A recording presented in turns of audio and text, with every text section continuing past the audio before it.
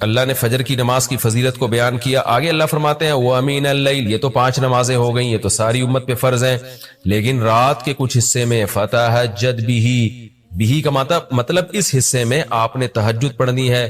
نافلۃ لک، اے محمد صلی اللہ علیہ وسلم، یہ آپ کے لیے اضافہ ہے. کیا مطلب؟ یا تو نبی صلی اللہ علیہ وسلم پہ 6 نمازیں فرض تھیں، یعنی 5 فرض کے علاوہ تہجد بھی فرض تھی، تو اس لیے قرآن نے کہہ دیا کہ امت پہ تو 5 فرض ہیں نافلۃ لک، لیکن یہ تہجد آپ کے لیے اضافی ہے، یعنی آپ پر 6 نمازیں فرض ہیں. ایک مطلب تو یہ بھی ہو سکتا ہے. اور جو علماء اس کے قائل ہیں کہ نہیں نبی پر تہجد فرض نہیں تھی، تو ان کے نزدیک اس آیت کی تفسیر یہ ہوگی کہ یہ آپ کے لیے ایک اضافہ ہے اللہ کے قرب حاصل کرنے کا. یعنی 5 نمازیں تو پڑھنی ہی پڑھنی ہے، لیکن آپ اللہ کے قرب کے لیے ایک اضافی چیز بھی آپ کو دی جا رہی ہے تاکہ آپ کے درجات اور زیادہ بلند ہو. تو ایسی صورت میں یہ صرف نبی کے ساتھ خاص نہیں ہے، کیونکہ خطاب نبی سے چل رہا ہے، اس لیے اللہ نے کہہ دیا آپ کے لیے اضافہ، ورنہ حقیقت میں پوری امت کے لیے یہ اضافہ ہے. آگے اللہ فرماتے ہیں عسیٰ ان یبعثک ربک، امید ہے کہ آپ کو آپ کا رب پہنچا دے مقام محمود تک. یہ مقام محمود کیا ہے؟ شفاعت کبریٰ، یعنی تمام پیغمبر نبی کے پاس آئیں گے کہ آپ سفارش سے آغاز کریں، یعنی سفارش کا آغاز آپ سے ہوگا، پھر آپ صلی اللہ علیہ وسلم سفارش کریں گے. تو یہ ایک سب سے اونچا مقام ہے جو اللہ قیامت کے دن رسول اللہ صلی اللہ علیہ وسلم کو دے گا، اور جس سے آپ کی تمام پیغمبروں پر فضیلت ثابت ہو جائے گی کہ جب تک آپ کی طرف سے شفاعت کی ابتدا نہیں ہوگی کوئی اور پیغمبر سفارش نہیں کریں گے. تو اللہ نبی صلی اللہ علیہ وسلم کو تسلیاں دے رہا ہے کہ یہ مشرکین کا جو آپ پہ اوپر بے پناہ دباؤ ہے، جبر ہے، آپ اس میں تسلی رکھیے، آپ نماز قائم کریں اور تہجد کی پابندی کریں، اللہ نے آپ کو بہت بڑا آگے چل کے مقام دینا ہے. تو چونکہ نبی صلی اللہ علیہ وسلم بھی بشر تھے نا، مشرکین کے دباؤ کی وجہ سے آپ بھی ایک پریشانی میں آتے تھے، تو اس لیے اللہ آپ کو ثابت قدم رکھنے کے لیے آپ صلی اللہ علیہ وسلم کو یہ خوشخبریاں سنا رہا ہے کہ آپ نے اپنا اس عمل کو فوکس کرنا ہے، نماز اور تہجد کو، تاکہ آپ کا اللہ سے قرب رہے. اور اللہ آپ کو خوشخبری دے رہا ہے کہ امید ہے آپ کا رب آپ کو بہت بڑے مقام تک پہنچا دے. رہا مسئلہ مشرکین کی دھمکیوں کا کہ یہ پوری کوشش کر رہے ہیں کہ آپ کو مکہ سے نکال دیں، تو ہم نے تو بتا دیا کہ یہ خود بھی نہیں پنپ پائیں گے، لیکن آپ نے اللہ سے کیا دعا مانگنی ہے؟ وَقُلْ رَبِّ، کہہ دیجئے اے میرے رب، ادخلنی مدخل صدق، مجھے مکہ میں داخل کیجئے مرغوب داخلہ، اچھا داخلہ، اور مجھے مکہ سے نکالیے بھی اچھے طریقے سے، یعنی اچھا نکلنا ہو میرا، ایسا نکلنا جس کے نتائج اچھے ہوں. اس میں اشارہ ہے کہ آپ صلی اللہ علیہ وسلم کو مکہ سے نکالنے پر مجبور کیا جائے گا، اور ایک وقت آئے گا کہ آپ مکہ سے نکلیں گے. تو اللہ اپنے حبیب صلی اللہ علیہ وسلم کو پہلے سے دعا سکھا رہے ہیں کہ آپ اللہ سے دعا مانگے، اللہ جب میں نکلوں تو میرا داخلہ بھی اچھے طریقے سے ہو اور میرا نکلنا بھی اچھے طریقے سے ہو، یعنی پسندیدہ نکلنا ہو. سوال پیدا ہوتا ہے نکلنے کا عمل تو پہلے ہے اور مکہ میں داخلے کا عمل بعد میں، تو نکلنے کا تذکرہ پہلے ہونا چاہیے کہ اللہ مکہ سے مجھے اچھی طریقے سے نکال، اور مکہ میں مجھے داخل بھی اچھے طریقے سے کرنا. تو داخلے کا تذکرہ پہلے کیوں؟ تو اس میں بلاغت کا ایک نقطہ ہے کہ پیغمبر کا بنیادی مقصد وہ ہدف ہے جو پیغمبر دنیا میں لے کے آئے ہیں، تو اس کی آغاز تو مکہ سے کرنا ہے جس میں آپ کو بھیجا گیا، جو ابراہیم علیہ السلام کا شہر ہے، جہاں بیت اللہ ہے، اسلام کا مرکز تو اس جگہ سے بننا ہے. تو اس جگہ سے اگر نکالنا ہی مقصد ہے تو یہ جگہ تو رہ گئی نا پھر جو ابراہیم علیہ السلام کا مرکز اور ابراہیم علیہ السلام کی دعائیں تھی. تو اس لیے اصل مقصد تو یہ کہ مکہ میں داخل میں اچھے طریقے سے ہوں، جو پیغمبر کا مقصد تھا دنیا میں آنے کا، مکہ فتح کر کے داخل ہوں، یہاں مجھے غلبہ ملے، اور یہاں میرا جب داخلہ ہو تو ایسا داخلہ جس کو میں پسند کروں. یہ جو ابھی میں مکہ میں کہیں سفر سے جا کے واپس آتا ہوں، یہ داخلہ وہ داخلہ نہیں ہے جو میں چاہتا ہوں. تو چونکہ مکہ سے نکلنا مقصد نہیں ہے، نکالا اس لیے جا رہا ہے تاکہ داخلہ ایک طاقت کے ساتھ ہو اور اچھے طریقے سے داخلہ ہو، اس لیے اس داخلے کا تذکرہ پہلے کیا جا رہا ہے. ہاں وہ داخلہ اس وقت تک ممکن نہیں ہے جب تک مکہ سے ایک دفعہ آپ کا خروج نہ ہو، تاکہ مدینہ میں ریاست بنے اور آپ 10,000 کا لشکر لے کر فاتحانہ انداز سے مکہ میں داخل ہوں، اور جس مقصد کے لیے اللہ نے آپ کو بھیجا تھا وہ مقصد پورا ہو. تو وہ مقصد نکلے بغیر پورا ہو نہیں سکتا، اس لیے نکلنے کا تذکرہ کر دیا. ورنہ اصل مقصد تو یہ ہے کہ اللہ میں مکہ سے نکلنا نہیں چاہتا، میں مکہ میں داخلہ چاہتا ہوں. داخلہ ایسا ہونا چاہیے مدخل صدق، سچا مرغوب داخلہ ہونا چاہیے. چنانچہ اللہ نے آپ کی دعا قبول کی، اور جب نبی مکہ میں داخل ہوئے نکلنے کے بعد، تو کیسا بہترین آپ نے کا داخلہ ہوا کہ 10,000 کا لشکر لے کر آپ گئے اور مشرکین مکہ آپ سے معافی کی بھیک مانگ رہے تھے. تو یہ مکی آیتیں اس وقت تو ظلم کے پہاڑ توڑے جا رہے تھے، لیکن پیغمبر سے اس طرح کی دعائیں کروائی جا رہی تھی. وَأَخْرِجْنِي مُخْرَجَ صِدْقٍ، اور اللہ مرغوب نکلنا ہو، یعنی جب میں نکلوں تو بھی میرا اچھا ٹھکانہ ہو. چنانچہ آپ کا نکلنا بھی بڑا اچھا ہوا کہ پورا مدینہ آپ کے استقبال میں کھڑا ہوا تھا. اور طلع البدر علینا من ثنیۃ الوداع، یہ جو ترانے ہیں یہ مدینہ کی بچیاں آپ کے استقبال میں پڑھ رہی تھی. تو آپ کا نکلنا بھی اچھا ہوا، یعنی مدینہ میں داخلہ جو مکہ سے نکل کے، اور پھر جو مکہ میں آنا وہ تو اس سے بھی زیادہ عزت اور شان کے ساتھ ہوا. وَاجْعَلْ لِي مِن لَّدُنْكَ سُلْطَانًا نَصِيرًا، اور اللہ تو بنا دے میرے لیے اپنے پاس سے زبردست طاقت جس میں میری مدد ہو، غلبہ دے دے مجھے مشرکین پر. یہ بھی مستقبل کی دعا ہے جو ان حالات میں نبی سے منگوائی جا رہی ہے، اور اللہ نے آپ کی ساری دعاؤں کو قبول کیا. سلطان نصیر بھی دے دیا آپ کو، غلبہ بھی دے دیا مکہ پہ، ایسا غلبہ جس میں اللہ کی مدد تھی، اور وہ کمزور غلبہ نہیں تھا. طاقتور غلبے کو سلطان کہا جاتا ہے. اور مدینہ میں جانا بھی آپ کا پسندیدہ ہوا، اور مکہ میں آنا بھی آپ کا پسندیدہ ہوا. اور اے نبی آپ یہ بھی کہہ دیجئے جاء الحق، حق آ چکا ہے، وزہق الباطل، اور باطل فنا ہو چکا ہے. حالانکہ جس وقت یہ دعا منگوائی جا رہی تھی باطل فنا نہیں ہوا تھا. لیکن ماضی سے جب کسی چیز کو تعبیر کیا جاتا ہے تو یہ بتانے کے لیے گویا یہ کام ہو چکا ہے، حالانکہ ہوا نہیں، ہوگا. لیکن نبی کی زبان سے نکلوایا جا رہا ہے کہ آپ مشرکین میں اعلان کر دیں کہ بس یہ کام ہو چکا ہے، حق آ گیا، باطل ختم. اور یعنی ہوگا تو فیوچر میں، لیکن گویا ابھی ہو چکا ہے. اتنا یقینی ہے کہ میں تمہیں اس کی پہلے سے خبر دے چکا ہوں کہ باطل اب پنپنے نہیں پائے گا، کیونکہ حق اب آ چکا ہے. ان الباطل کان زہوقا، اور باطل تو ہے ہی فنا ہونے والی چیز. جب حق آتا ہے تو باطل فنا ہو جاتا ہے. نبی صلی اللہ علیہ وسلم جب مکہ مکرمہ میں داخل ہوئے نا، تو آپ بتوں کو چھڑیوں سے گراتے تھے، چھڑی سے. مکہ میں داخل ہو کے 360 بت کو ایک ایک کر کے چھڑی مارتے تھے، اور وہ بت الٹے لڑکتے تھے. تو آپ اس موقع پر یہ آیت پڑھ رہے تھے کہ جاء الحق وزہق الباطل ان الباطل کان زہوقا. کیا کیفیات بنتی ہوں گی صحابہ کی اور پیغمبر کی اس وقت کہ جو خوشخبری ان کو 13 سال پہلے دی گئی تھی، کئی سال پہلے دی گئی تھی، اور یقینی دی گئی تھی کہ یہ ہو چکا، تو اللہ نے اپنی آنکھوں سے دکھا دیا کہ کیسے بتوں کو بیت اللہ سے نکالا جا رہا ہے، اور اللہ کے گھر کو کیسے شرک سے پاک کیا جا رہا ہے. وَنُنَزِّلُ مِنَ الْقُرْآنِ مَا هُوَ شِفَاءٌ وَرَحْمَةٌ لِّلْمُؤْمِنِينَ، اور قرآن کہہ رہے ہیں ہم قرآن نازل کرتے ہیں جس میں مومنین کے لیے شفا ہے. یعنی اے نبی آپ کی تسلی کے لیے اور بھی ہم بتائیں آپ کو کہ ہم یہ جو آیتیں نازل کر رہے ہیں نا، اس میں مومنین کو بھی شفا مل رہی ہے، ان کی اصلاح ہو رہی ہے شرک سے اور برے عقیدوں سے، اور مسلمانوں کے لیے یہ رحمت ہے، ان کو تسلیاں بھی مل رہی ہیں.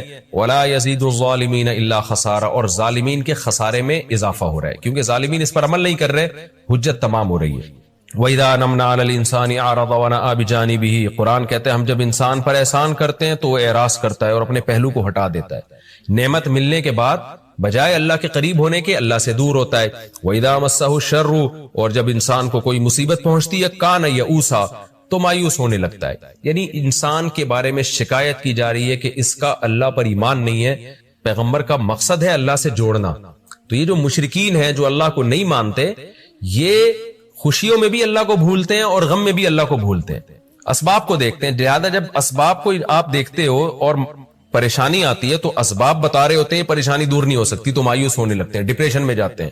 اور جب خوشی آتی ہے تو اپنا کمال سمجھتے ہیں، لہذا اترانے لگتے ہیں اور خدا سے دور ہو جاتے ہیں. تو اے نبی ان سے کہہ دیجئے کل یعمل علی شاکلتی، ہر شخص اپنی نیچر کے مطابق عمل کر رہا ہے. اچھے لوگ کیا کرتے ہیں کہ جب انہیں خوشی ملتی ہے تو شکر ادا کرتے ہیں، اور غم آتا ہے تو مایوس نہیں ہوتے، ان کو پتہ ہے غم اللہ دور کر سکتا ہے. فَرَبُّكُمْ أَعْلَمُ، تمہارا رب خوب جانتا ہے، بِمَنْ هُوَ أَهْدَىٰ سَبِيلًا، کون ان دونوں فریقوں میں سیدھے راستے پر چل رہا ہے. جو غموں میں مایوس ہو اور خوشیوں میں اترانے لگے، خدا سے دور ہو جائے، وہ گمراہی والے راستے پر ہے. اور جو خوشیوں میں اللہ کے قریب آئے، شکر ادا کرے، اور غموں میں بھی اللہ کے قریب آئے کہ غم کو اللہ ہی دور کر سکتا ہے، مایوس نہ ہو، یہ سیدھے راستے پر ہے. اللہ خوب جانتا ہے کون سیدھے راستے پر ہے، یعنی اس میں اللہ نے اشارہ دے دیا کہ یہ لوگ سیدھے راستے پر ہے، تو ہمیں ایسا بننا چاہیے. اظہر صاحب انڈیا سے، اگر کسی نے قسم کھائی کہ اگر بیوی غلط قدم رکھے گی تو اس گھر میں نہیں رہنے دوں گا، اور بعد میں بیوی پکڑی گئی، سبحان اللہ، تو رہنمائی فرما دیں، غلط قدم رکھے گی یا غلط اقدام کرے گی. تو دیکھیں یہ طلاق کے الفاظ نہیں ہیں، اب کیا اقدام تھا وہ تو آپ ہی بہتر جانتے ہیں جو پوچھنے والا ہے. لیکن اس گھر میں نہیں رہنے دوں گا، اس سے طلاق واقع نہیں ہوتی. یہ تو ایسے ہی ہے کہ آپ نے قسم اٹھا لی. ہاں یہ ضرور ہے کہ اگر وہ جس پہ آپ نے قسم کو معلق کیا ہے کہ اگر وہ یہ غلط کام کرے گی تو میں گھر میں نہیں رہنے دوں گا، قسم اٹھائی پھر بھی آپ نے رہنے دیا، تو قسم کا کفارہ ادا کر دیں. 10 غریبوں کو 2 ٹائم کا کھانا، اگر اس کی استطاعت نہ ہو تو 3 دن لگاتار روزے. ہندو مذہب میں ایک ایکسرسائز ہوتی ہے، اس ایکسرسائز میں سورج کو مختلف پوسچرز میں پوجا کیا جاتا ہے، سورج کی پوجا کی جاتی ہے. میں نے جم میں وہ ایکسرسائز کر لی، اور ورزش کرنے سے پہلے اور ورزش کرنے کے دوران اور ورزش کے بعد بھی میرا سورج کو پوجنے کا کوئی ارادہ نہیں تھا، بس میں نے ایسا ایکٹ کیا صرف صحت بنانے کی نیت سے. تو کیا یہ مجھ سے شرک ہو گیا؟ اگر بھائی صحت کے لیے آپ نے ایسا کیا اور سورج کی طرف رخ کر کے کوئی عبادت کی نیت سے نہیں کیا تو یہ شرک نہیں ہے. لیکن نبی صلی اللہ علیہ وسلم نے ہمیں منع کیا ہے کہ کسی کی مذہبی رسومات میں ان کی مشابہت یہ ناجائز اور حرام ہے. تو اگر یہ ہندوؤں کا مذہبی طریقہ ہے کہ وہ خاص اسٹائل میں سورج کے سامنے، میں نے تو نہیں کبھی کسی ہندو کے بارے میں ایسا سنا کہ ایسا کرتے ہو، لیکن بہرحال اگر کوئی کرتے ہو تو پھر شرعاً آپ کے لیے جائز نہیں ہے، تو آئندہ اس سے احتیاط کی جائے. میری آنکھوں میں ڈارک سرکلز حلقے ہو گئے ہیں، ہر طرح کا علاج کرا لیا مگر فائدہ نہیں ہوا، کیا آپ کوئی عمل بتا سکتے ہیں؟ میں دعا کر سکتا ہوں بھائی، اللہ تعالیٰ آپ کے ڈارک سرکل کو وائٹ سرکل میں تبدیل کر دے. باقی ڈاکٹر ہی کرے گا، باقی صبح شام کے جو اعمال ہیں ان کو پورا کرنا چاہیے بس. جو شخص یا علی کہہ کر جانور ذبح کرے اس کا گوشت لے سکتے ہیں؟ نہیں لے سکتے. غیر اللہ کا نام جس جانور پہ لیا گیا ہو تو وہ جانور کھانا جائز نہیں ہے. اگر کوئی شخص اپنے بھائیوں سے اور آس پاس کے لوگوں سے اکثر یہ کہے کہ میں نے اپنی بیوی کو طلاق دے دی ہے تو کیا طلاق ہو جائے گی؟ جی ہاں، اقرار طلاق سے بھی طلاق ہو جاتی ہے. کسی نے طلاق دی نہیں لیکن کسی کے سامنے اقرار کر لے کہ میں نے دے دی ہے، تو بیوی کو جب پتہ چلے گا تو شرعاً اس پر لازم ہے کہ وہ شوہر سے علیحدگی اختیار کرے. پھر اگر اقرار کیا ہے تو پھر اس سے پوچھا جائے گا کتنی دی ہیں. 1 کا اقرار کرتا ہے تو 1 مانی جائے گی، اور 3 کا اقرار کرتا ہے تو 3 مانی جائیں گی. اگر عورت آئی بروز صاف نہ کرے بلکہ اس کو بلیچ سے شیپ دے دے تو شوہر کے لیے تو کیا یہ جائز ہے عورت کے لیے؟ مجھے نہیں پتا بلیچ سے کیسے شیپ دی جاتی ہے.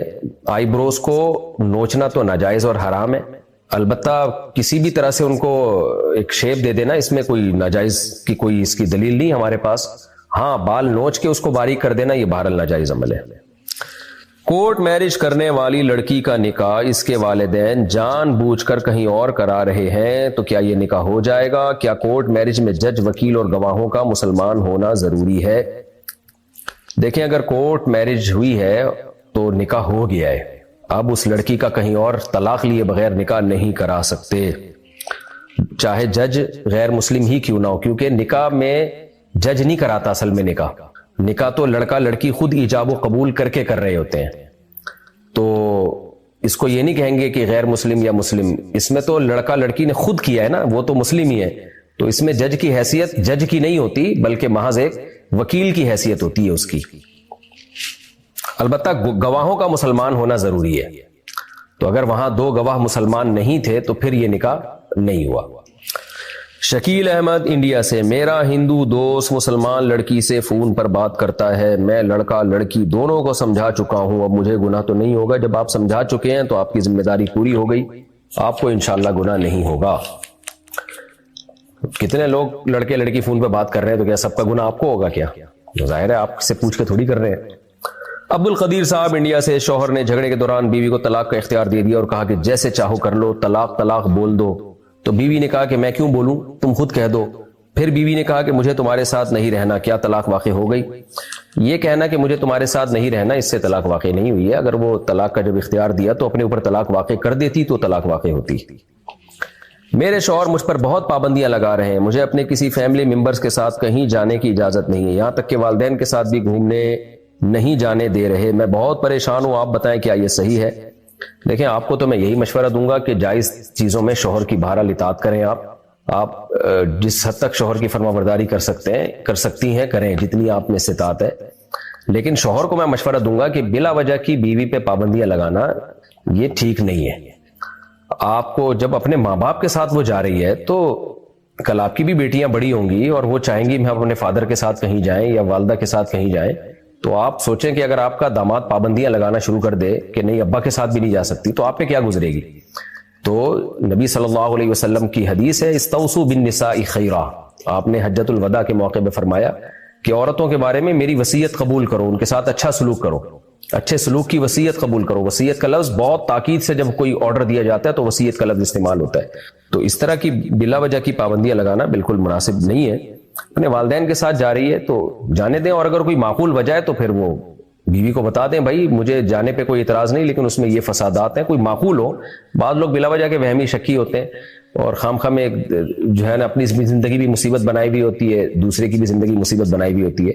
تو خلاصہ یہ کہ میں آپ کو شوہر کی اجازت کے بغیر جانے کا تو نہیں کہہ سکتا، شوہر کی اطاعت کریں آپ، لیکن شوہر پر لازم ہے کہ وہ خام خواہ کی پابندیاں بیوی پہ نہ لگائے، اس سے گھر کا ماحول خراب ہوتا ہے، میاں بیوی کا رشتہ خراب ہوتا ہے اس سے۔ کیا ناپاکی کے ایام میں بھی اذان کا جواب دینا چاہیے؟ جی دینا چاہیے۔ میرا دوست ٹرین سے گر کر نیچے آ گیا اور فوت ہو گیا، اس کی ٹانگ کٹ کر جسم سے الگ ہو گئی تھی، کیا وہ شہید کہلائے گا جبکہ وہ دیندار بھی تھا؟ جی حادثاتی موت ہے، نبی صلی اللہ علیہ وسلم کی صحیح حدیث ہے جس کا مفہوم یہی ہے کہ جو بھی حادثاتی موت ہوگی وہ شہادت ہی کے حکم میں ہوتی ہے۔ تو اللہ تعالیٰ اس کی مغفرت کرے، اس کے درجات بلند کرے۔ مسز علی کراچی سے، کیا بیوی شوہر سے اس کی سیلری نہیں پوچھ سکتی یا بزنس مین ہو تو انکم نہیں پوچھ سکتی؟ میں اپنے شوہر سے 5 سال سے کہہ رہی ہوں عمرہ پر جانے کا، مگر کہتے ہیں پیسے ہی نہیں ہیں جبکہ دنیا کے سارے کام ہو رہے ہیں۔ دیکھیں پوچھ سکتی ہے نہیں پوچھ سکتی یہ تو آپ پوچھ کے دیکھ لیں، شوہر بتا دے کہ نہیں بتائے، آپ پوچھنے پر نہ اللہ کی طرف سے کوئی پابندی ہے نہ گورنمنٹ کی طرف سے کوئی پابندی ہے۔ آپ اپنے شوہر سے پوچھیں کہ بزنس میں کیا کما رہے ہو، کتنی تنخواہ ہے۔ تو یہ آپ کے شوہر کے پوچھنے کا سوال ہے کہ میری بیوی اگر مجھ سے میری انکم پوچھ رہی ہے تو میں بتا سکتا ہوں کہ نہیں بتا سکتا۔ تو اگر شوہر پوچھتا ہے تو میں بھی کہوں گا بھائی آپ خود اپنے گھر کے حالات بہتر سمجھتے ہیں۔ باقی اللہ نے اگر شوہر کو گنجائش دی ہے تو بیوی عمرے پہ جانے کا کہہ رہی ہے نا، کوئی فلم دیکھنے کے لیے سینما گھر جانے کا تو نہیں کہہ رہی ہے۔ تو اگر آپ کی اچھی آمدن ہے تو آپ اپنی بیگم کو عمرے پہ لے کے جائیں، شریف لوگ ایسا ہی کرتے ہیں۔ جب اللہ ان کو مالی وسعت دیتا ہے تو بیوی کو سب سے پہلے عمرہ ہی کراتے ہیں، حج کراتے ہیں، عمرہ کراتے ہیں۔ تو اگر آپ کے شوہر کی آمدن ہے مناسب تو ان کو چاہیے کہ بیگم کو عمرہ کرانے لے کے جائیں، اخلاقیات کا تقاضا ہے۔ سارے اچھے لوگ یہی کر رہے ہوتے ہیں۔ ہم جب عمرے پہ جاتے ہیں بہت سے لوگوں کو ہم دیکھتے ہیں فیملی کے ساتھ آ رہے ہوتے ہیں، تو آپ کوئی الگ ہی ٹائپ کی زندگی کیوں گزارنا چاہتے ہیں؟ تو نبی صلی اللہ علیہ وسلم اپنی ازواج کو حج پہ لے کر گئے تھے اپنے ساتھ، تو یہ نبی نے سنت زندہ کی، نبی کی سنت آپ زندہ کریں اپنی بیوی کو۔ اگر اللہ نے گنجائش دی حج کرائیں، حج نہیں کرا سکتے کم از کم عمرہ کرا دیں، اور اگر گنجائش ہی نہیں ہے تو بتا دیں بیگم نہیں ہے گنجائش، پھر بیگم کو بھی چاہیے کہ مان لے بھائی۔ ڈاکٹر راشد میوات سے، مفتی صاحب انجیکشن وغیرہ لگانے کے لیے یا کسی ایکٹیویٹی کے لیے نامحرم کو چھونے کی ہماری مجبوری ہوتی ہے، میرے لیے کیا حکم ہے؟ میں انجیکشن لگانے کے بعد ہینڈ سینیٹائزر استعمال کرتا ہوں جس میں الکوہل ہوتی ہے، تو کیا میرا وضو باقی رہتا ہے؟ وضو باقی رہتا ہے اس سے۔ البتہ غیر محرم کو کسی علاج کی مجبوری سے ہاتھ لگانا پڑے تو گلوز پہنے ہاتھوں میں، بلا حائل ہاتھ نہ لگائیں، گلوز پہن کے جو ہے وہ مجبوری ہے۔ ہونا تو یہ چاہیے کہ خواتین کے لیے لیڈی ڈاکٹرز ہوں، مردوں کے لیے جینٹس ڈاکٹر ہوں، تاکہ یہ اختلاط نہ ہو۔ ایک عجیب طوفان بدتمیزی مچا ہوا ہے ہسپتالوں میں، ایک عجیب بےہودگی کا عالم ہوتا ہے۔ تو جب تک مجبوری ہے تو پھر آپ گلوز ہاتھوں میں پہن لیں اور پھر جو ہے وہ علاج وغیرہ کریں۔ منذر احمد انڈیا سے، اگر جنت میں کسی سے گناہ ہو جائے تو اللہ کیا اس کو جہنم میں ڈال دے گا؟ جنت میں گناہ ہو ہی نہیں سکتا بھائی، کیوں کرے گا گناہ کوئی جنت میں؟ آدم علیہ السلام کو اللہ نے جنت میں بھیجا تھا تو ایک درخت پہ پابندی لگائی تھی، وہ آزمائش تھی، اور اس میں پھر اللہ نے بتا دیا تھا کہ دنیا میں بھیج دیا، اب جو ہے نا کچھ نیک اعمال کرو گے تو جنت میں جاؤ گے۔ آدم علیہ السلام کو جو جنت ملی تھی بغیر کسی عمل کے، تو اس لیے اللہ نے ان کو ایک آزمائش میں ڈال دیا ہمیں سبق دلانے کے لیے۔ اب جو جنت میں جائے گا تو جزاء بما کانوا یعملون، اللہ کہتے ہیں تمہارے اعمال کا بدلہ ہے یہ۔ تو جو آزمائش ہونی تھی وہ ہو گئی، پھر جنت میں اب جب جائیں گے اللہ ہم سب کو لے کے جائے تو اب کوئی آزمائش جنت میں نہیں ہے۔ آزمائش نہیں ہے تو اس کی مخالفت پہ گناہ کا خطرہ بھی نہیں ہے، تو ساری خواہشات جنت میں پوری ہوں گی۔ تو اس لیے سوال ہی غلط ہے کہ کسی سے گناہ ہو جائے، ہو ہی نہیں سکتا گناہ جنت میں۔ کیا تعویذ گلے میں ڈالنا شرک ہے؟ شرکیہ تعویذ گلے میں ڈالنا شرک ہے، شرکیہ تعویذ نہ ہو تو پھر شرک نہیں ہے۔ یہ جو حدیث میں آتا ہے نا تعویذ اور رقا یہ شرک ہے، صحیح حدیث ہے، تو اس سے مراد شرکیہ تعویذ ہے۔ اب ظاہر ہے کسی نے تعویذ میں یا اللہ مدد لکھ کے گلے میں لٹکا دیا تو اس میں شرک ہے، تو عین توحید ہے، اللہ سے مدد مانگ رہا ہے وہ۔ ہاں البتہ یہ ضرور ہے کہ تعویذ گنڈوں کو شریعت میں پسند نہیں کیا گیا، اس کو کمال توکل کے خلاف سمجھا گیا ہے، تو اس لیے ان چیزوں سے ایوائڈ کرنا چاہیے۔ اعتدال کی راہ تعویذ کے بارے میں یہی ہے۔ بعض لوگ کیا کرتے ہیں، ایک طرف غلو کا شکار ہیں، ہر وقت تعویذ فلیتے پلیتے، ان کے آپ نے دیکھا ہوگا ہر وقت کہیں نہ کہیں سے کچھ نکل ہی رہا ہوتا ہے ان کے پرچی، ذرا ذرا سے کاموں میں بس تعویذ گنڈوں میں۔ اور ایک غلو یہ ہے کہ اس کو شرک، ہر تعویذ کو شرک سمجھنا شروع کر دیا ہے۔ تو اعتدال کی راہ یہی ہے کہ شرکیہ تعویذ تو شرک ہے، لیکن جو شرکیہ تعویذ نہ ہو، آیات لکھی ہوئی ہیں اس کے اوپر یا اللہ سے مدد مانگی گئی ہے، تو وہ شرک کیسے ہوگا؟ وہ شرک نہیں ہے لیکن توکل کے خلاف ہے، یعنی کمال توکل کے، اس لیے ان چیزوں سے بچنا چاہیے۔ اور میرے اس پہ بہت دفعہ بیانات ہو چکے ہیں، جو لوگ ان تعویذوں میں پڑھتے ہیں وہ قیامت تک پڑے ہی رہتے ہیں۔ عربوں کو دیکھو آپ، کسی کے گلے میں کوئی تعویذ آپ کو نظر نہیں آئے گا، ان کے سارے کام پورے ہو رہے ہیں، ملک بھی ان کا ترقی پہ ترقی کرتا چلا جا رہا ہے۔ اور ہماری حالت دیکھو آپ، فلیتے اور ایک دھاگا ادھر اور ایک دھاگا فلانے پڑھ کے ادھر ایک ادھر، پھر بھی کام نہیں بن رہے ہوتے۔ تو اس لیے ان چیزوں سے اپنے آپ کو دور رکھیں، 2 رکعت پڑھ کے اللہ سے دعا مانگنا سیکھیں۔ جب کوئی مشکل ہو، پریشانی ہو، اسباب اختیار کریں، جیسے بیماری ہے تو علاج اور اللہ سے دعا، بے روزگاری ہے تو روزگار کی تلاش اور اللہ سے دعا۔ جو ان چیزوں پہ آ جائے اللہ اس کے سارے کام بنا دیتے ہیں، اور جو تعویذ گنڈوں میں لگ گیا گیا کام سے۔ قرآن عربی میں ہے اور ترجمہ اردو میں، تو کیا ترجمہ پڑھنے سے بھی قرآن پڑھنے کا ثواب ملے گا؟ نہیں جی، تلاوت کا ثواب عربی میں ہی ملے گا، کیونکہ قرآن عربی میں ہے اور جو اللہ کا کلام ہے نا وہ عربی میں ہی ہے، تو جب تک اس کو عربی میں نہیں پڑھیں گے تلاوت کا ثواب نہیں ملے گا۔ ہاں، ترجمہ پڑھنے سے قرآن سیکھنے کا ثواب ملے گا، تاکہ آپ کو پتہ چلے بھئی اللہ آپ سے کیا کہہ رہے ہیں، تو یہ ایک الگ نیکی ہے کہ آپ کو پتہ چلے کہ میرا اللہ مجھ سے کیا کہہ رہا ہے۔ تو ترجمہ بھی اور تفسیر بھی پھر پڑھی جائے، صرف ترجمہ نہ پڑھا جائے، بعض دفعہ اس سے اور کنفیوژن ہو جاتی ہے، تفسیر کے ساتھ ترجمہ پڑھیں، تو اس میں تعلیم قرآن کا، تعلم قرآن کا ثواب ملے گا، قرآن سیکھنے کا۔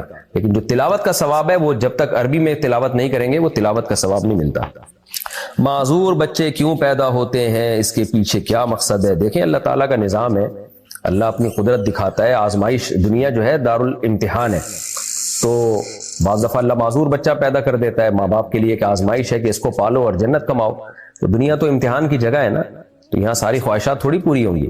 پھر اللہ تعالیٰ اس میں عبرت بھی دکھا دیتا ہے، جیسے جو لوگ نابینا ہوتے ہیں تو آنکھوں والوں کو شکر نعمت کی توفیق ملتی ہے کہ بھئی اللہ ہم سے بھی آنکھیں چھین سکتا تھا۔ تو عرف الاشیاء بأضدادها، عربی کا مقول ہے کہ کسی بھی شے کو جاننے کے لیے اس کے اپوزٹ کا ہونا ضروری ہے۔ دنیا میں بدامنی نہ ہو تو امن کی قدر نہیں ہوگی، بھوک نہ ہو تو پیٹ بھرنے کی قدر نہیں ہوگی، بیماریاں نہ ہو تو صحت کی قدر نہیں ہوگی، معذور نہ ہو تو جو معذور نہیں ہے تو ان کو اس کی قدر نہیں ہوگی کہ معذوری سے بچنا کتنی بڑی نعمت ہے۔ تو اس لیے اللہ تعالیٰ نے نا کچھ چیزیں ایسی پیدا کی ہیں کچھ لوگوں کو کہ وہ دوسروں کے لیے عبرت کا ذریعہ بن جاتے ہیں، باقی ان کو پھر اللہ کسی اور طرح سے نوازتا ہے۔ جیسے جس کی آنکھیں اللہ لے لے اس سے، تو اب اس میں حکمت کیا ہے کہ جن کی آنکھیں ان کو قدر ہو کہ بھائی بغیر آنکھوں کے بھی اللہ ہم سے بھی آنکھیں چھین سکتا تھا، لیکن جس کی آنکھیں چھین لی اس کے لیے پھر خوشخبریاں ہیں کہ بھئی تمہیں اللہ نے آزمائش میں ڈال دیا، اس میں حکمت تھی، لیکن اس کا بدلہ اللہ تمہیں دے گا۔ وہ کیا ہے؟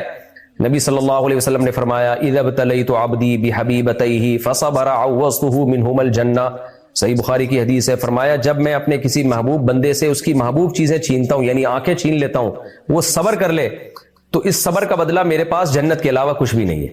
تو معذور لوگ جتنے بھی دنیا میں پائے جاتے ہیں ان کا حساب بھی ہلکا ہوگا، ان کا جنت میں جانے کے امکانات بھی دوسروں سے زیادہ ہیں، اس حدیث سے ہمیں پتہ چلتا ہے۔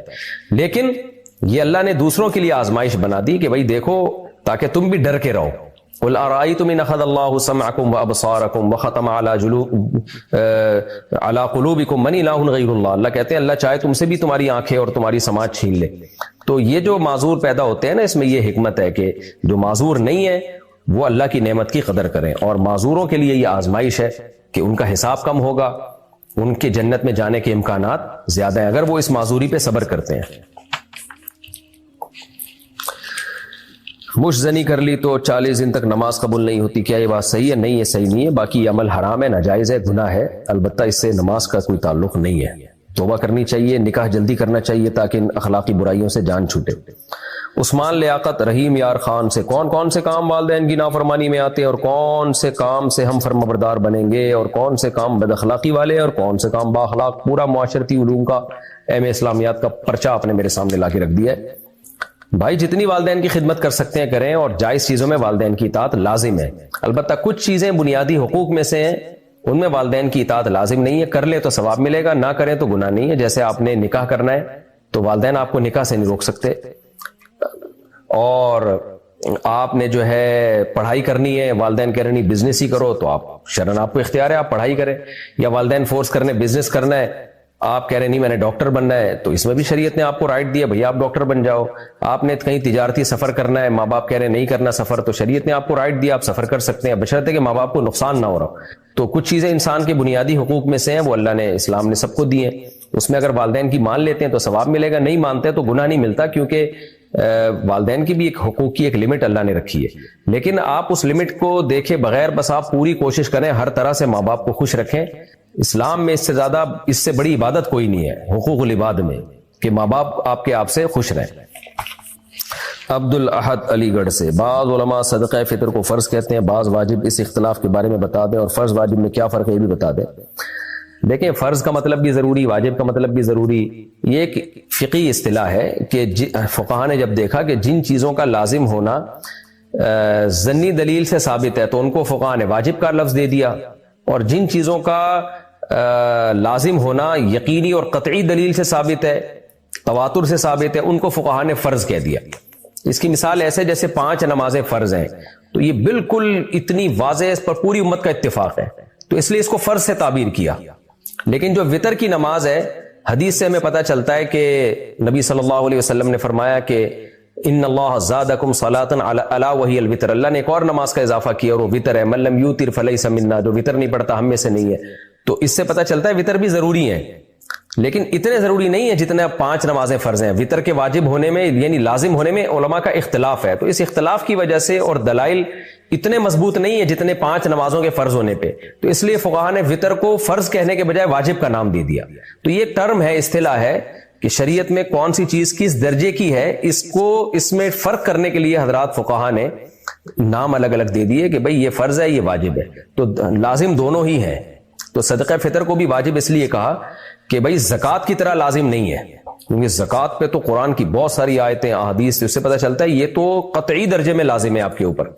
تو صدقہ فطر بھی لازم ہے، حدیث میں اس کا بھی حکم ہے، اور حکم جو ہے وہ آرڈر وجوب ہی کے لیے ہوتا ہے، لیکن فقہاء نے اس کو فرض کا نام نہیں دیا بلکہ زکوٰۃ، کیونکہ اگر فرض کہہ دیتے تو زکوٰۃ میں اور اس میں کوئی فرق نہیں رہتا، تو زکوٰۃ سے ایک درجہ کم کرنے کے لیے اس کو واجب کا نام دے دیا۔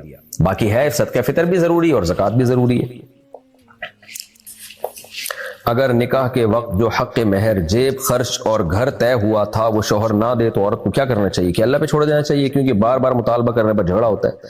شوہر کو چاہیے اللہ سے ڈرے، آخرت کا خوف دل میں رکھے۔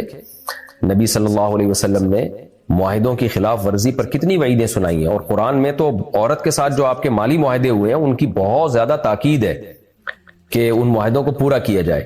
تو شوہر اگر یہ نہیں کر رہے جو معاہدے انہوں نے کیے تھے تو گنہگار ہوں گے۔ حق مہر طے ہوا تھا، جیب خرچ وغیرہ، وہ سب دینا چاہیے شوہر کو۔ آپ کو بہرحال میں یہی مشورہ دوں گا کہ آپ اچھی طرح مطالبہ کریں، نہیں دے تو پھر صبر کر لیں، اپنا گھر کیوں خراب کریں گی؟ آج کل پتہ ہے گھر خراب ہونے سے کے سائیڈ افیکٹ زیادہ ہیں۔ ارباز صاحب انڈیا سے، ہماری برادری میں لڑکیاں کم ہیں اور لڑکے زیادہ، اور ہماری برادری والے ہماری برادری سے باہر شادی نہیں کرنے دیتے، کیا ہم اپنی برادری کے باہر کسی مسلمان لڑکی سے شادی نہیں کر سکتے؟ برائے مہربانی برادری والوں کو سمجھائیں، کر کے بتا دیں، ہو گئی ہے جو اکھاڑنا ہے اکھاڑ لو، یہی حل، ایسی برادری کا یہی حل ہے۔ کوشش کریں برادری میں تلاش کریں، مل جاتی ہے ٹھیک ہے، نہیں مل رہی تو یہ تھوڑی کہ یہ جہاں مرضی کر لیں بھائی، اچھی جگہ کریں، بس لڑکی نیک ہو، شریف شرفا ہو۔ جعفر اقبال ہنگو سے، کیا وضو سے پہلے استنجا ضروری ہے؟ نہیں بھائی، وضو اور استنجا کا کوئی آپس میں لنک بنتا ہی نہیں ہے۔ عثمان لیاقت رحیم یار خان سے، میری داڑھی کے بال کم اور گھنگریالے ہیں جس کی وجہ سے گھر والے داڑھی کٹوانے کا کہتے ہیں، جبکہ مجھے داڑھی رکھنے کا بہت شوق ہے، میں ان کو کیا جواب دوں تاکہ وہ مجھے کہنا چھوڑ دیں؟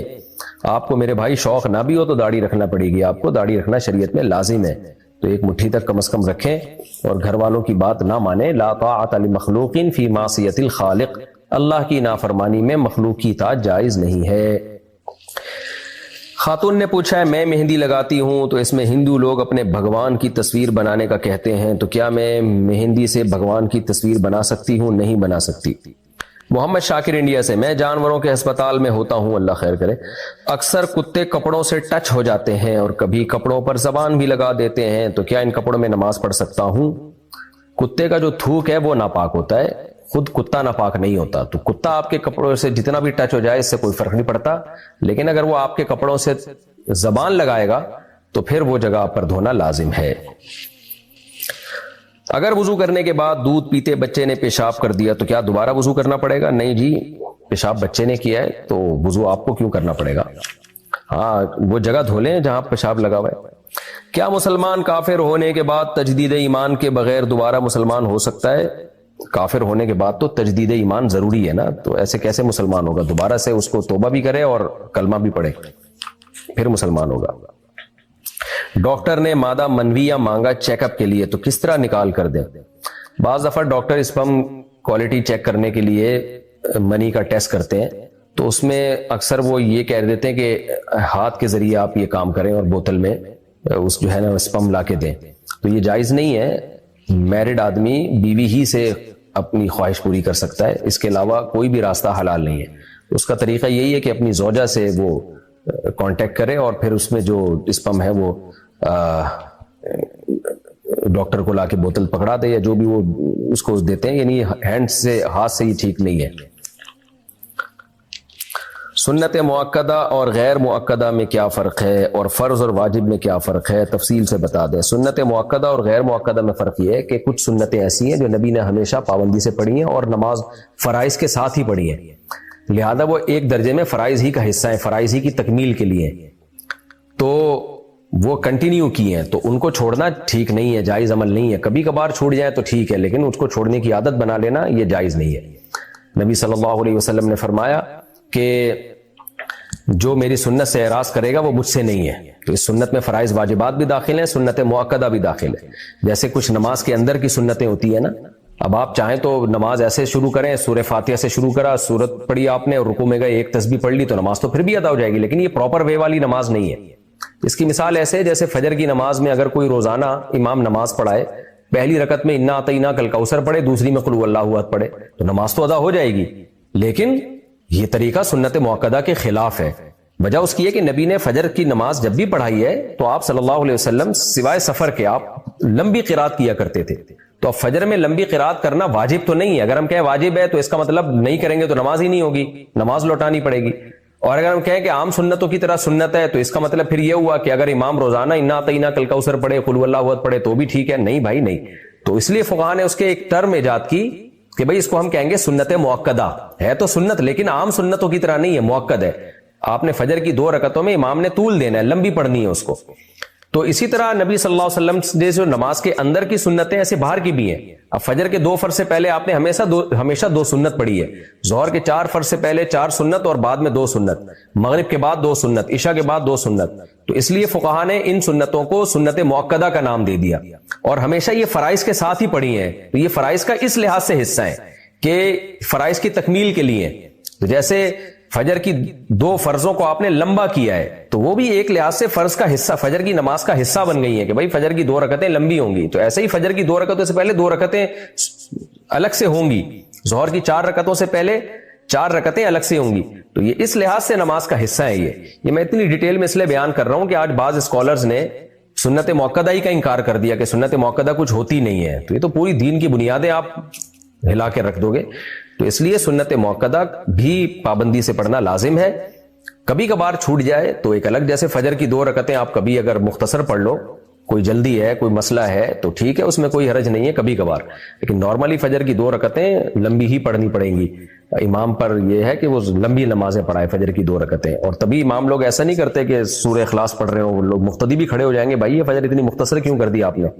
ہاں مغرب آپ مختصر پڑھاتے رہے، کوئی حرج نہیں ہے۔ تو اسی طرح فجر سے پہلے ہمیشہ نبی نے 2 سنتیں پڑھی ہیں تو آپ کو بھی پڑھنی پڑیں گی، ظہر سے پہلے 4 سنتیں پڑھی ہیں تو آپ کو بھی پڑھنی پڑیں گی۔ تو یہ ہے سنت مؤکدہ جس کو کنٹینیوسلی نبی صلی اللہ علیہ وسلم نے کیا ہے، تو ہمیں بھی اس کو کنٹینیوسلی کرنا پڑے گا۔ اور غیر مؤکدہ یہ ہے کہ وہ آپ کے لیے بالکل آپشنل ہے، آپ پڑھیں نہ پڑھیں آپ کی مرضی ہے۔ اور واجب کا مطلب تو ضروری ہے، واجب کی میں ڈیٹیل ابھی 2-3 سوال پہلے میں جو سوال تھا اس میں ڈیٹیل بتا چکا ہوں کہ وہ تو ایک دفعہ بھی نہیں آپ چھوڑ سکتے، واجب کا یہ مطلب ہے۔ اچھا بھائی، میں دنیاوی ترقی کے لیے بہت کوشش کرتا ہوں مگر اکثر ناکامی ملتی ہے، لیکن میں اللہ سے راضی ہوں، ٹینشن نہیں لیتا، میرا یہ عمل درست ہے؟ جب آپ اللہ سے راضی ہیں، ٹینشن نہیں لیتے تو پھر درست ہے، کوشش تو کرنی چاہیے انسان کو۔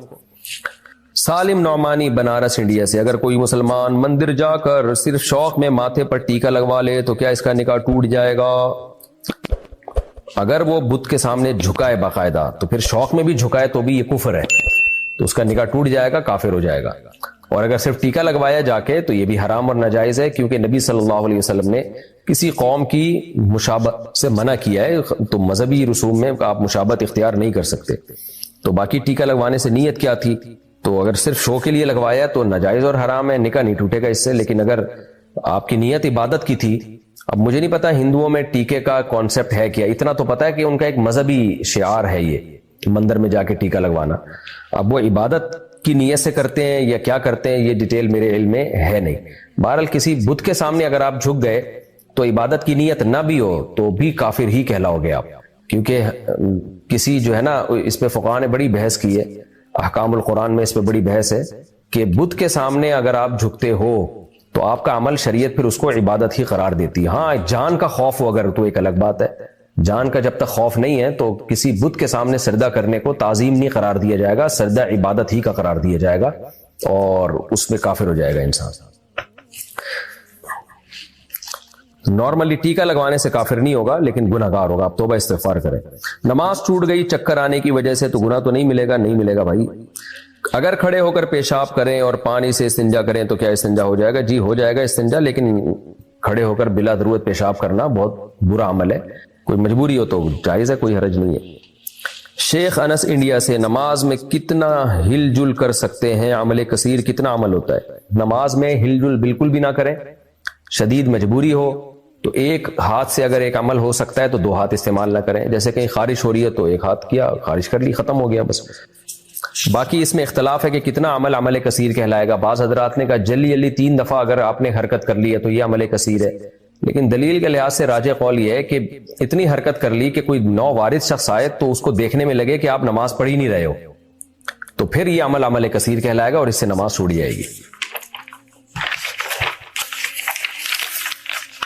اچھا بھائی، وسیم پٹھان انڈیا سے، ہمیں 3-4 سالوں سے مسلسل نقصان ہو رہا ہے، صرف 3-4 سالوں سے ہو رہا ہے، تو ظاہر ہے 3-4 سالے جب ہوں گے تو نقصان تو ہوگا نا آپ کو، 1 سالہ ہی کافی ہے نقصان پہنچانے کے لیے، آپ کو 3-4 سالوں سے ہو رہا ہے۔ اچھا سالوں سے مراد ایئرز ہے، YEARS، وہ والے سالے مراد نہیں ہے۔ ہم نے کوئی برائی بھی نہیں کی، ہمیں لگتا ہے کہ کسی نے ہمارے اوپر جادو کیا ہے، کیا کیا جائے؟ کوئی جادو وادو نہیں ہے آپ کے اوپر، نقصان ہو رہا ہے تو اس نقصان کی تلافی کی کوشش کریں، اور وہ جن 3-4 سالوں سے ہو رہا ہے ان 3-4 سالوں کی انکوائری کروائیں، یہ سالے آپ کے پیچھے کیوں پڑے ہوئے ہیں، سوری یعنی 3-4 سالوں سے ہو رہا ہے نا، اس سے پہلے تو نہیں ہو رہا تھا، تو ظاہر ہے جو 4-5 سال پہلے سے دیکھیں کہ آپ نے کیا ایسا عمل کیا جس کی وجہ سے اب نقصان ہونا شروع ہو گیا ہے۔ بہرحال جادو وادو آپ کے اوپر نہیں ہے، آپ توبہ استغفار کریں اور اپنی اصلاح کی کوشش کریں اور نقصان کی وجہ تلاش کرنے کی کوشش کریں، اس کو دور کریں۔ پھر بھی ہو رہا ہے تو بھائی اللہ کی طرف سے مقدر ہے، اللہ سے کون لڑ سکتا ہے، صبر کریں، اللہ اس پہ آپ کو اجر دے گا۔ اصل تو دنیا دار الامتحان ہے، آزمائش کی جگہ ہے، اصل تو آخرت ہے۔ اگر میسج وغیرہ پر عربی میں سلام کے بجائے کسی اور زبان میں سلام کے بجائے کچھ اور الفاظ لکھ دیں تو کیا خلاف سنت ہوگا؟ جی ہاں جناب، خلاف سنت ہوگا۔ انگلش میں بسم اللہ لکھ سکتے ہیں، بھائی بسم اللہ کو بسم اللہ ہی لکھیں، کیوں رسم الخط کو چینج کر رہے ہیں؟ مناسب نہیں ہے، یہ جو عربی الفاظ ہیں خاص طور پہ دعائیں ہیں ان کو رومن میں لکھنا مناسب نہیں ہے، تو یہ کیونکہ عربی رسم الخط اور یہ ان کی حفاظت بھی ہمارے ذمے ہے، تو اس لیے اس کو عربی میں ہی لکھنا چاہیے۔ بہت سے لوگوں نے یوٹیوب پر ولاگز ڈالے ہوتے ہیں جن کے پیچھے گانے چل رہے ہوتے ہیں اور بیچ میں خراب ایڈز آتے ہیں، تو کیا ان کی انکم حلال ہے؟ اور اگر وہ مر گیا تو اس کی ویڈیو پر جو گانے لگے ہیں ان کا گناہ اس کو قبر میں ملتا رہے گا؟ ویڈیو پہ گانے ڈالنا تو جائز نہیں ہے، البتہ جو خراب ایڈز آ جاتے ہیں تو وہ تو اس کے اختیار میں نہیں ہے، وہ تو گوگل نے کمپنی کو دیا ہوا ہوتا ہے۔ یہ ایسے ہی ہے جیسے اپنی دکان آپ نے کسی کو رینٹ پہ دی ہوئی ہے، وہ جو رینٹ پہ جس نے لی ہوئی ہے وہ اس میں گانے چلا دے تو اس میں آپ کو گناہ نہیں ہوگا اگر آپ کی پرمیشن کے بغیر وہ چلا رہا ہے۔ تو گوگل کا بھی یہی حساب کتاب ہے، خراب ایڈ بھی آ جاتے ہیں بعض دفعہ اس میں، کیونکہ آپ کے اختیار میں نہیں ہے وہ۔ باقی خراب ایڈ آنے سے آپ کی ارننگ حرام ہوگی کہ نہیں ہوگی؟ تو ارننگ کے حرام ہونے کا تعلق خراب ایڈ سے نہیں ہے، بلکہ اس سے ہے کہ اس ایڈ میں پروموٹ کس چیز کو کیا جا رہا ہے، کیونکہ ایڈ کا بنیادی مقصد ہوتا ہے کسی کمپنی کی پروڈکٹ کو پروموٹ کرنا، تو پروڈکٹ ہی اگر حرام ہے تو اس کا ایڈ سے آمدن بھی حرام ہے۔ مثال کے طور پر شراب کا ایڈ آ رہا ہے لیکن وہ خراب ایڈ نہیں ہے. خراب سے میری مراد ہے بے حیائی نہیں ہے اس میں. کوئی داڑھی پگڑی میں کوئی صاحب ہیں جو شراب کی بوتل کو دکھا رہے ہیں دنیا کے سامنے, تو اس ایڈ کی آمدن حرام ہے.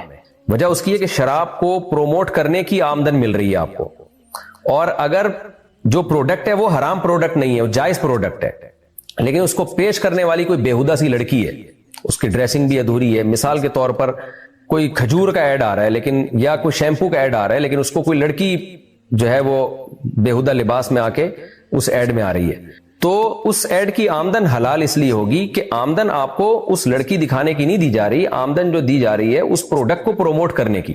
تو پروڈکٹ کیونکہ حلال ہے لہذا اس کی انکم بھی حلال ہوگی. اس کو یوں سمجھیں کہ آپ نے ایک شاپ موبائل کی کھولی, اس میں آپ موبائل بیچ رہے ہیں لیکن اس میں آپ نے لڑکی بٹھا دی لوگوں کو اٹریکٹ کرنے کے لیے, تو یہ عمل تو حرام اور ناجائز ہے, لیکن آمدن اس لیے حلال ہے کہ آمدن تو موبائل کی پیسے مل رہے ہیں نا آپ کو. آپ آئی فون بیچ رہے ہیں, سیمسنگ بیچ رہے ہیں اور کوئی کمپنی بیچ رہے ہیں, تو اس کی آمدن ہے. طریقہ غلط ہے آپ کا, تو طریقہ غلط استعمال کرنے کا گناہ ہوگا. تو آمدن کا تعلق پروڈکٹ سے ہے کہ کس چیز کو پروموٹ کیا جا رہا ہے. پروڈکٹ اگر حلال چیز ہے اس کو پروموٹ کیا جا رہا ہے تو اس کی آمدن حلال ہے. اگر پروڈکٹ ہی حرام ہے, کسی فلم کا ایڈ آ رہا ہے, کسی گانے کا ایڈ آ رہا ہے, یا کسی سودی بینک کا ایڈ آ رہا ہے, انشورنس کمپنی کا ایڈ آ رہا ہے, یا شراب کا ایڈ آ رہا ہے, تو چاہے وہ بے حیائی نہ بھی ہو اس میں تو بھی اس ایڈ کی آمدن حرام ہے. تو اس لیے یوٹیوب کی ارننگ, جو بھی یوٹیوب سے پیسہ کماتے ہیں ہم ان کو یہی کہتے ہیں کہ آپ اپنی ارننگ میں سے چند فیصد صدقہ کریں آپ, تاکہ اس میں جو حرام چیزوں کے ایڈ آ گئے ہیں نا وہ آپ کی آمدن اس سے پاک ہو جائے. اچھا بھائی, نثار لاہور. باقی اگر کوئی گانے کی ویڈیو لگاتا ہے اس پہ تو ظاہر ہے وہ گانے جب تک چلتے رہیں گے تو قبر میں اس کو عذاب ملے گا, کیونکہ گناہ حدیث میں آتا ہے من سن سنتا سیئتا فلہ وزرها ووزر من عمل بها, کہ جس نے کسی گناہ کو جاری کر دیا تو جب تک وہ گناہ چلتا رہے گا اس کو قبر میں, یعنی اس کو عذاب ملتا رہے گا قبر میں بھی زندگی میں بھی. ہاں اگر توبہ کر لی تو ایک الگ بات ہے, توبہ کر کے پھر ہٹا دے اس کو اگر ہٹانے پر قدرت ہے, اگر نہیں ہے تو بس پھر توبہ ہی کافی ہے. نثار صاحب لاہور سے, اگر نماز آخری وقت میں پڑھی اور نماز پڑھتے ہوئے دوسری نماز کی اذان شروع ہو گئی تو کیا نماز ہو گئی یا نماز لوٹانی ہوگی؟ ہو گئی, نماز لوٹانی نہیں پڑے گی, لیکن اتنی دیر کرنے کا گناہ ہوگا, توبہ استغفار کرے. غسل کے پانی میں بیری کا پتا ڈالنا کیسا ہے؟ کوئی شریعت یعنی کوئی لازم نہیں ہے لیکن اچھا ہے کیونکہ اس سے صفائی زیادہ اچھی ہوتی ہے. تکافل کی شرعی حیثیت اور اس کا طریقہ بتا دیں. دیکھیں تکافل کی شرعی حیثیت یہ ہے کہ اس میں اختلاف ہے. عام مروجہ انشورنس ہے تو بہرحال بہتر ہے, یہ تو اس میں گناہ زیادہ ہے, لیکن اس میں گناہ ہے یا نہیں ہے تو ہماری رائے یہی ہے کہ ہمیں اس پر موجودہ تکافل کے سیٹ اپ پر اطمینان نہیں ہے. لیکن وقت کے ایک بہت بڑے عالم حضرت مفتی تقی عثمانی صاحب اور دارالعلوم کرنگی ایک بہت بڑا ادارہ ہے, ان کے علماء کی نظر میں یہ جائز ہے. تو اگر کوئی ان کے فتوے پر عمل کرتا ہے تو کر سکتا ہے. وہ ایک عامی آدمی کے لیے تو مفتی کا فتویٰ ہی, جو ماہر ایکسپرٹ مفتی ہے ان کا فتویٰ ہی دلیل ہوتی ہے. تو احتیاط کا تقاضا یہ کہ اجتناب کیا جائے. ہماری رائے میں بہرحال اس میں ہمیں تحفظات ہیں, ہم نے ابھی تک اس کے جواز کا فتویٰ نہیں دیا ہے. تو احتیاط ہم تو یہی مشورہ دیں گے کہ آپ نہ کریں. ایک لڑکا مجھے پسند کرتا تھا اور نکاح کا پیغام بھیجنا چاہتا تھا, مگر میرے والدین نے منع کر دیا کہ وہ لڑکا صحیح نہیں ہے, اور مجھے بھی کبھی کبھی لگتا ہے کہ وہ صحیح نہیں تھا. اب میری منگنی کہیں اور ہو گئی ہے, مگر مجھے اس کا خیال آتا ہے کہ ایک دفعہ میرے والدین اس سے مل لیتے, کیا پتا وہ صحیح ہوتا. میں اسے بھول نہیں پا رہی ہوں, سوچتی ہوں کہ کہیں ایسا نہ ہو کہ میری شادی کے بعد بھی مجھے اس کے خیالات آتے رہے. یہ شیطان کی عادت ہوتی ہے. دیکھو ہم جب بچپن میں کوئی چیز خریدتے تھے نا, بلکہ آپ کو ابھی بھی پتا ہوگا کہ جب بھی شاپنگ کرتا ہے نا انسان بہت سوچ سمجھ کے ایک چیز لیتا ہے, خریدتے ہی اس کے علاوہ سب چیزیں اچھی لگنا شروع ہو جاتی ہیں انسان کو. یعنی آپ نے جا کے شاپنگ سینٹر میں بہت سوچ سمجھ کے کوئی چیز خریدی نا, خرید کے آپ شاپنگ مال سے نکلے تو آپ کو پھر ہر چیز اچھی لگنا شروع ہو جائے گی. جوتے ہیں, پینٹ ہے, کپڑے ہیں, یہ انسان کی نیچر ہے. جو چیز اس کے پاس نہیں ہوتی انسان کا دل اس کی طرف مائل ہونا شروع ہو جاتا ہے. تو آپ کو یہ شیطان وسوسے ڈال رہا ہے. جہاں آپ کے والدین نے آپ کی بات طے کر دی, آپ اس پہ خوش ہو جائیں اور شادی ہو جائے گی تو یہ وسوسے آپ کو نہیں آئیں گے اور وہ دماغ سے اس کو نکال دیں آپ. کیا کسی غیر مسلم کو خواب میں نبی صلی اللہ علیہ وسلم کی زیارت ہو سکتی ہے؟ ہو سکتی ہے, نہ ہو سکنے کی کوئی دلیل ہمارے پاس نہیں ہے. اگر کسی نے موبائل سے ڈائریکشن دیکھ کر, لیکن وہ غیر مسلم اس سے خوش فہمی میں نہ ہو کہ میں جنت میں جاؤں گا. ہو سکتا ہے یہ اس لیے زیارت ہوئی ہو کہ اللہ تعالیٰ اس کو ایمان کی توفیق دینا چاہتے ہو اور اس کو خوشخبری دینا چاہتے ہو, اس کو موٹیویشن مل رہی ہو اللہ کی طرف سے کہ تم مسلمان ہو جاؤ. اعظم گبول بحریہ ٹاؤن کراچی سے پوچھتے ہیں مسجد کی بجلی اپنے ذاتی گھر کے کام کے لیے استعمال کر سکتے ہیں؟ جی نہیں کر سکتے۔ محمد تیمور منہاس کشمیر سے، اگر کوئی شخص کسی کمرے میں نماز پڑھ رہا ہو، دوران نماز اگر کوئی شخص کمرے میں آ کر سگریٹ، شیشہ یا کوئی نشہ کرنا شروع کر دے تو ایسے میں نمازی کے لیے کیا حکم ہے اور نشہ کرنے والے شخص کے لیے کیا حکم ہے؟ نمازی کے لیے تو حکم یہی ہے کہ اپنی نماز کو کمپلیٹ کرے، نشہ کرنے والے کے لیے حکم یہی ہے کہ یہ تو غلط جگہ ہے، ظاہر ہے کوئی بندہ نماز پڑھ رہا ہے، نبی صلی اللہ علیہ وسلم نے تو مسجد میں کچا پیاز کھا کے جانے سے منع کیا ہے، تو یہ تو نشہ کی بدبو تو کچے پیاز سے بھی زیادہ ہوتی ہے، تو اگرچہ مسجد نہیں ہے لیکن بہرحال ایک نمازی کا بھی ایک احترام ہے تو اس کو منع کیا جائے، اور کیا کر سکتے ہیں۔ ابو ہریرہ بٹ کوئٹہ سے، کوئی ایسا وظیفہ بتا دیں کہ اللہ تعالیٰ ایمان مضبوط کر دے۔ ربنا لا تزغ قلوبنا بعد اذ ہدیتنا وہب لنا من لدنک رحمہ انک انت الوہاب، یہ دعا بھی پڑھا کریں اور اللہ سے ایمان کی ثابت قدمی کی دعا مانگا کریں اللہ تعالیٰ سے، تو نماز بس شریعت کے حکام پر عمل کریں گے تو اسی سے ایمان مضبوط ہوتا ہے۔ ذکر اللہ کیا کریں۔ ساؤتھ افریقہ سے کسی نے پوچھا، میری شادی کو 12 سال ہو گئے، 12 سالوں سے میرے شوہر مجھے دھوکہ دے رہے ہیں، اب میری برداشت سے باہر ہو چکا ہے، اب تو وہ میرے سامنے بھی فحش ویڈیوز دیکھنے لگے ہیں، استغفر اللہ، ساری حدیں پار کر دی ہیں، میرے پاس واپسی کا کوئی راستہ نہیں ہے، کیا مجھے ابھی بھی شوہر کا حق ادا کرنا ہوگا؟ جبکہ وہ میرے قریب آتے ہیں تو مجھے وحشت ہوتی ہے، میرے 2 بچے ہیں، میں کیا کروں؟ یہ تو بہت ہی بری حرکت ہے، بیوی کے سامنے یہ کام کر رہا ہے ایک آدمی، فحش ویڈیوز دیکھ رہا ہے، تو آپ اپنے رشتہ داروں سے رابطہ کریں، اپنے والد سے، بھائیوں سے۔ عورت کو سپورٹ ملتی ہے اس کے خاندان کے مردوں سے، تو خاندان کے مرد ہی اگر ڈھیلے ہوں تو پھر عورت، ہماری سوسائٹی میں آپ کو پتہ ہے پھر عورت پہ ظلم ہوتا ہے، یہ تو بہت ہی تکلیف دہ حرکت ہے۔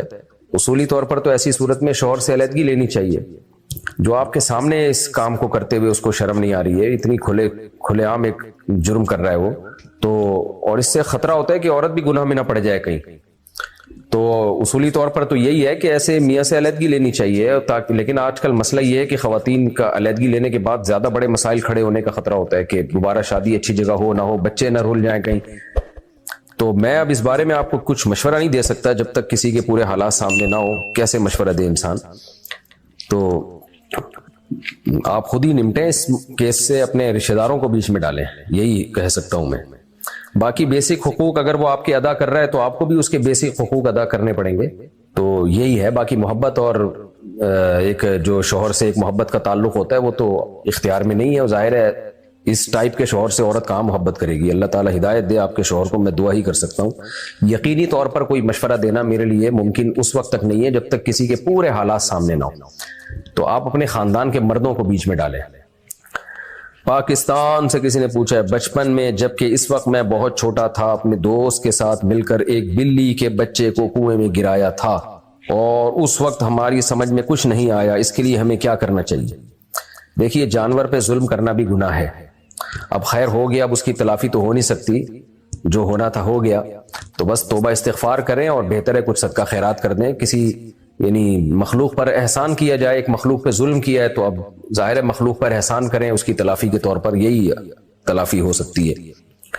سلمان صاحب حیدرآباد انڈیا سے، مفتی صاحب نے ڈراپ شپنگ کو رزق نہ ہونے کی وجہ سے حرام کہا ہے، جبکہ ڈراپ شپنگ میں آرڈر آنے پر سپلائر کو پیسے ادا کر دیے جاتے ہیں، اگرچہ پہلے سے قبضہ میں نہ ہو، لیکن اگر گاہک آرڈر گھر پہنچنے پر لینے سے انکار کر دے تو نقصان ہم پر ہی ہوتا ہے، کیا ایسی صورت میں بھی یہ حرام ہوگا؟ دیکھیں، رسک نہ ہونے کی وجہ سے ناجائز کہا ہے ڈراپ شپنگ کو، لیکن ہمیشہ ڈراپ شپنگ میں ایسا نہیں ہوتا کہ رسک نہ ہو۔ ڈراپ شپنگ میں 3 میں سے ایک صورتیں اختیار کر لیں تو جائز ہو جائے گی وہ 3 صورتیں کیا ہیں؟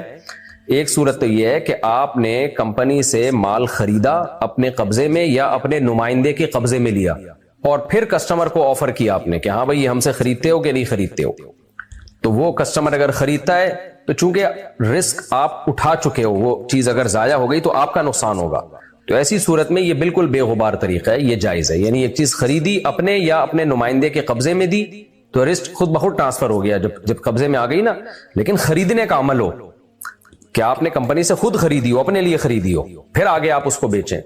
دوسری صورت یہ ہوتی ہے کہ آپ کمیشن ایجنٹ بنے، آپ کمپنی اور کسٹمر کے درمیان ایک ایجنٹ کا کام کریں، دلالی کا کام کریں۔